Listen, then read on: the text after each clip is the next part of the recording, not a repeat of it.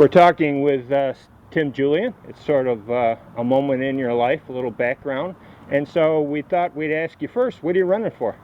I'm running for Oneida County Legislature, 19th District, which encompasses most of South Utica, and encompasses a small portion of Corn Hill, and the zoo, the golf course, parkway, recreation center, all that. We'll talk a little bit about the district itself. I know it's changed a little bit, but let's get to know you. Where are you born? I was born right here in Utica, New York. Matter of fact, I've lived my whole life here in the 19th District. Oh, really? Yeah. I grew up on Storrs Ave and moved to a house on Storrs Ave, and then actually moved up here back in 2003. Now, I know you got a brother. Any other siblings? Got 2 brothers and 2 sisters. Ah, All right here in Utica. now your brother is famous, of course. He's a lawyer and also was the majority leader of the Oneida County Legislature. And was he a judge also? He was a Supreme Court judge in New York State, yes. Any other politicians in your family? No. No, that's it, huh? You just The first one and the last one. Yeah, my oldest brother and the youngest brother. Okay.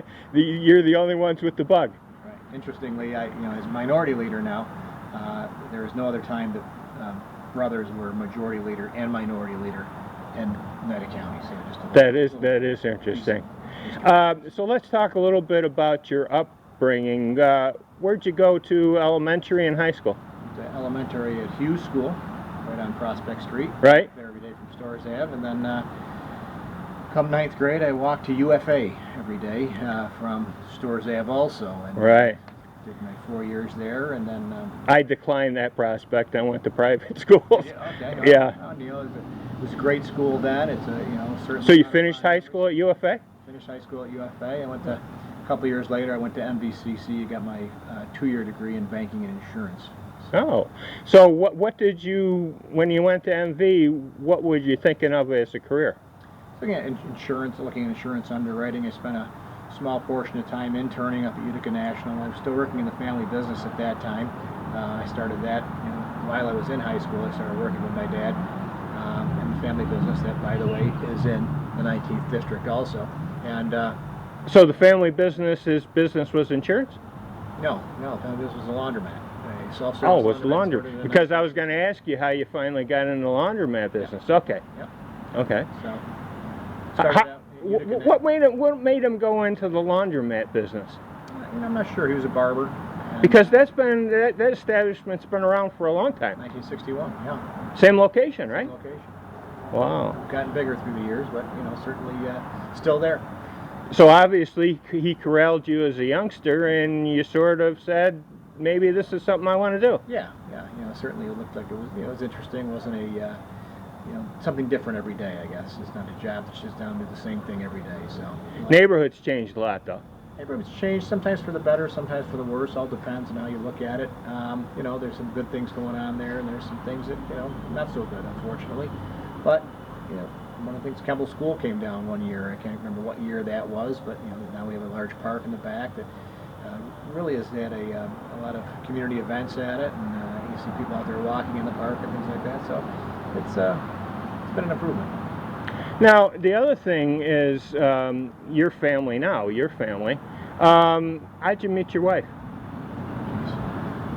Interestingly, I met my wife. And will she tell the same story? I met my wife walking out of Ridgewood Market. Wow. So right here, again, in the 19th District. So I got a lot of history here in the 19th District. Yeah, I guess so. So how many kids do you have? I have 2 boys, and I have a stepson also. What should we know about them? My older son is just got his master's degree. He's working down in Washington, D.C. in public policy, security policy. And my younger son, he's doing some work for me. He's doing some work for a local electrical company, and he's looking to be an electrician. Oh. Now, besides the laundromat business, I know you're very involved in developing properties. A landlord. I don't envy you that. But how did you get into that, and are you sorry you did? For some reasons, yes, and for some reasons, no. I got into that when I was young. I bought my first house back when I was 22 years old. we still have it today. It's up in North Utica, actually. And, you know, the trouble with things like that is you have these properties for so long, people look at it, well, what a nice little retirement nest egg. But through the years, you write off your depreciation on them, and you end up with a zero basis, and then when you go to sell them, you end up paying a lot of money in capital gains to the federal and the state government, which is terrible. It's something that I'd like to see changed, but you know, sometimes they don't want to hear things like that. Now, how'd you get the political bug? Was it from your brother, or you know, your brother's older than you are? He's older than me. Okay, yeah. You know, through the years, I always had interest in politics, whether it was as a council person, what have you. And back in '99, I was, you know, thinking that Ed Hanna was doing a pretty decent job as the mayor, and there was a lot of people kind of out to get him, I guess, for lack of a better term. They weren't really working with him, and I wanted to run as council president and work with him and try to move the city forward with his plan. That being said, we both won. We both won handily, and as common council president, you're talking about, right? And then 6 months later, he resigned, and right. We won't go into why, but yeah, but he did resign, which left me 3.5 years of his term to fill out, and I ran again in 2003. I won my own 4-year term, and then I ran unsuccessfully in '07.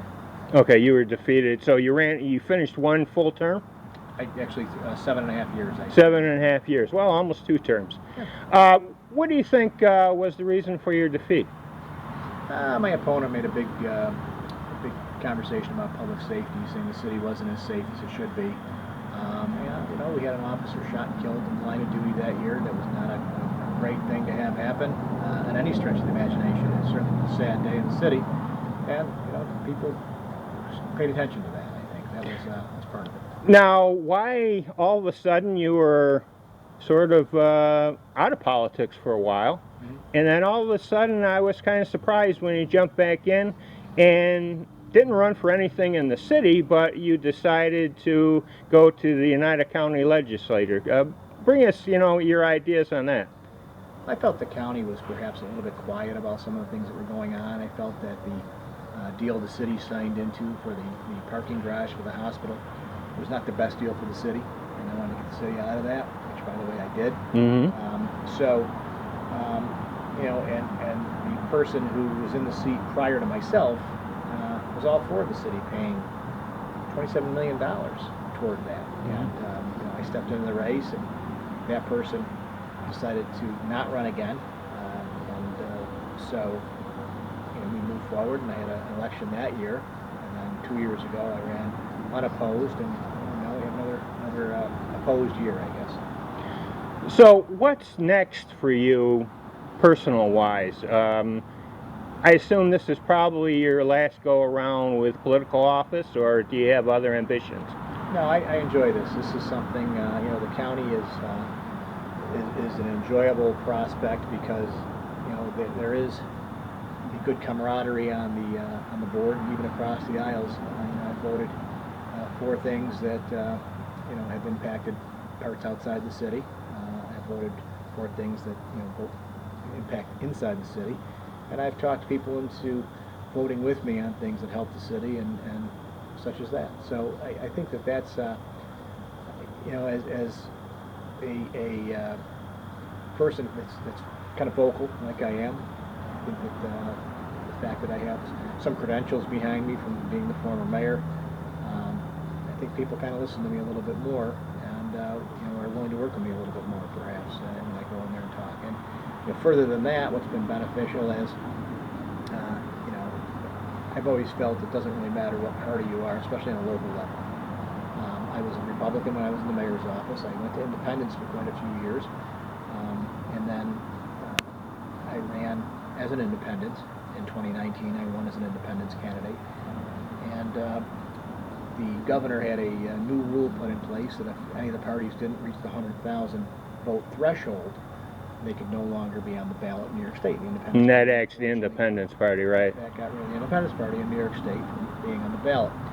So my thought was either I stay independent, which is fine, I could have done that, or I join a party. I could have joined the Republican Party and been one of 17 other Republican legislators, which really wouldn't make much sense to me. As a member of the Democratic caucus, I'm I'm now the minority leader. So when the decisions are made in Oneida County, I'm in the room when they're being made as the minority leader. As myself, the minority leader, the majority leader, the board chairman, and the county executive most of the time. And so it gives me a much better pulse on as things are going on in and around the city and to the benefit of the city. Well, Tim, thanks for spending a few minutes with us, telling a little bit of your personal life. Please check in, audience. We're going to have another short Q&A answer in which we'll get into more of the politics behind Tim. But for now, we'll see you later.